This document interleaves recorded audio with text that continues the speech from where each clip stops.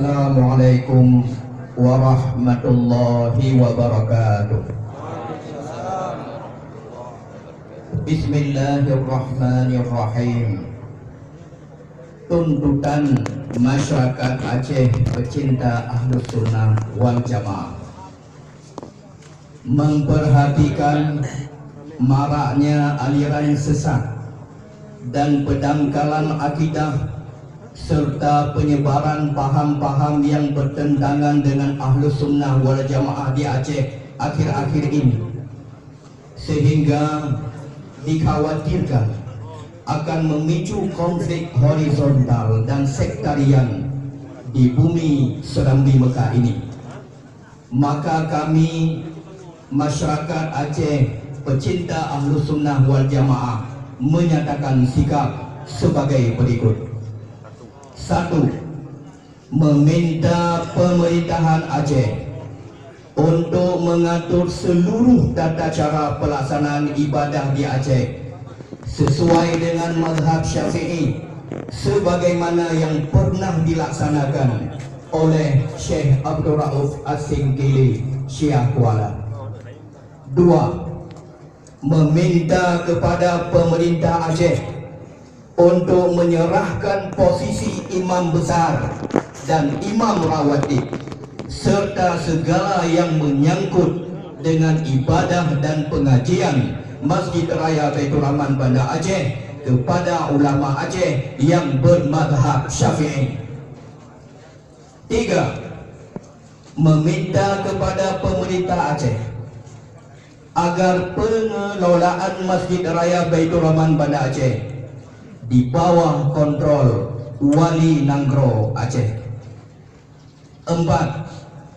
Meminta pemerintah Aceh untuk menyerahkan mudzakarah ulama mengenai tata cara ibadah di Masjid Raya kepada Majlis Permusyawaratan Ulama Aceh dan menolak dilaksanakan oleh pihak lain. 5. Meminta kepada pemerintahan Aceh untuk mencabut izin operasional dan tidak memberikan izin pendirian sekolah dan lembaga pendidikan Islam lainnya di Aceh yang bertentangan dengan mazhab Syafi'i dan bertentangan dengan akidah Ahlus Sunnah wal Jamaah dalam kurung Asy'ariyah dan Maturidiyah. 6. Mendesak pemerintahan Aceh untuk menghentikan seluruh aktivitas Salafi Wahabi, Syiah, Komunis dan aliran-aliran sesat lainnya di seluruh Aceh. 7. Meminta kepada pemerintahan Aceh agar setiap aktivitas keramaian dan kegiatan keagamaan wajib mendapatkan rekomendasi dari Majlis Permusyawaratan Ulama Aceh. 8. Meminta kepada pemerintahan Aceh agar tidak menempatkan kepala SKPA dan ketua badan di jajaran pemerintah Aceh yang tidak berpaham Ahlus Sunnah wal Jamaah. 9. Meminta kepada pemerintahan pusat untuk mempercepat realisasi turunan butir-butir MOU Helsinki dan turunan UUPA.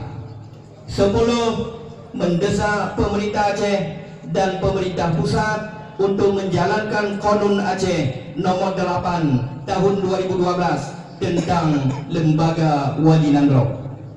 11. Menolak intervensi pemerintahan Aceh terhadap Majlis Permusyawaratan Ulama Aceh serta wajib menjalankan setiap fatwa yang dikeluarkan oleh Majlis Permusyawaratan Ulama Aceh.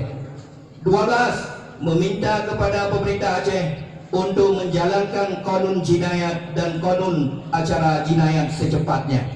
13. Yang terakhir, apabila tuntutan ini tidak diindahkan dan tidak dilaksanakan, maka kami masyarakat pecinta Ahlus Sunnah wal Jamaah akan datang kembali dengan jumlah massa yang lebih besar. Allahu Akbar. Allahu Akbar. Allahu Akbar. Banda Aceh tanggal 10 September 2015. Sekian. Assalamualaikum warahmatullahi wabarakatuh. Waalaikumsalam.